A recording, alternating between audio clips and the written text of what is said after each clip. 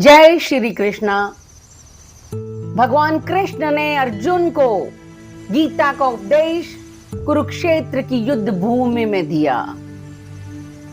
परम श्रद्धेय स्वामी जी राम सुखदास जी महाराज ने गीता को सार रूप दिया। पहला अध्याय, संसारिक मोह के कारण ही मनुष्य मैं क्या करूं और क्या नहीं करूं, इस दुविधा में फंसकर कर्तव्यच्युत हो जाता है। अतः मोह या सुखासक्ति के वशीभूत नहीं होना चाहिए।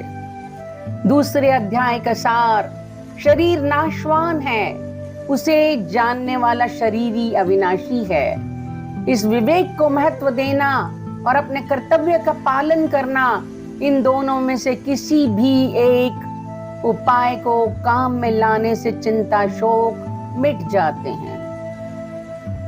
तीसरे अध्याय का सार, निष्काम भाव पूर्वक केवल दूसरों के हित के लिए अपने कर्तव्य का तत्परता से पालन करने मात्र से कल्याण हो जाता है। चौथा अध्याय, कर्म बंधन से छूटने के दो उपाय हैं। कर्मों के तत्व को जानकर निस्वार्थ भाव से कर्म करना और तत्व ज्ञान का अनुभव करना। पांचवा अध्याय, मनुष्य को अनुकूल प्रतिकूल परिस्थितियों के आने पर सुखी दुखी नहीं होना चाहिए, क्योंकि इनसे सुखी दुखी होने वाला मनुष्य संसार से ऊंचा उठकर परम आनंद का अनुभव नहीं कर सकता। छठा अध्याय, किसी भी साधन से अंतःकरण में समता आनी चाहिए। समता आए बिना मनुष्य सर्वथा निर्विकल्प नहीं हो सकता। सातवां अध्याय, सब कुछ भगवान ही है, ऐसा स्वीकार कर लेना सर्वश्रेष्ठ साधन है।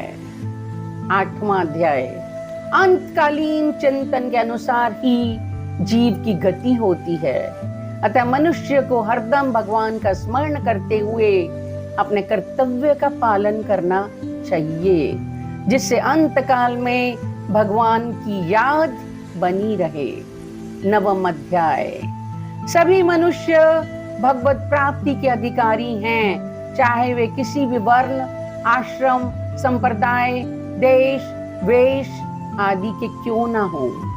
दसवां अध्याय, संसार में जहां भी विलक्षणता विशेषता सुंदरता महत्ता विद्वता बलवता आदि दिखे, उसको भगवान का ही मानकर भगवान का ही चिंतन करना चाहिए। 11वां अध्याय, इस जगत को भगवान का ही स्वरूप मानकर प्रत्येक मनुष्य भगवान के विराट रूप के दर्शन कर सकता है। 12वां अध्याय, जो भक्त शरीर इंद्रियां मन बुद्धि सहित अपने आप को भगवान के अर्पण कर देता है, वह भगवान को प्रिय होता है। 13वां अध्याय, संसार में एक परमात्म तत्व ही जानने योग्य है, उसको जानने पर अमरता की प्राप्ति हो जाती है। 14वां अध्याय, संसार बंधन से छूटने के लिए सत्व रज और तम इन तीनों गुणों से अतीत होना जरूरी है। अनन्य भक्ति से मनुष्य इन तीनों गुणों से अतीत हो जाता है। 15वां अध्याय, इस संसार का मूल आधार और अत्यंत श्रेष्ठ परम पुरुष एक परमात्मा ही हैं, ऐसा मानकर अनन्य भाव से उनका भजन करना चाहिए। 16वां अध्याय, दुर्गुण दुराचारों से ही मनुष्य 84 लाख योनियों एवं नरकों में जाता है और दुख पाता है। अतः जन्म मरण के चक्र से छूटने के लिए दुर्गुण दुराचारों का त्याग करना आवश्यक है। 17वां अध्याय, मनुष्य श्रद्धा पूर्वक जो भी शुभ कार्य करे उसको भगवान का स्मरण करके उनके नाम का उच्चारण करके ही आरंभ करना चाहिए।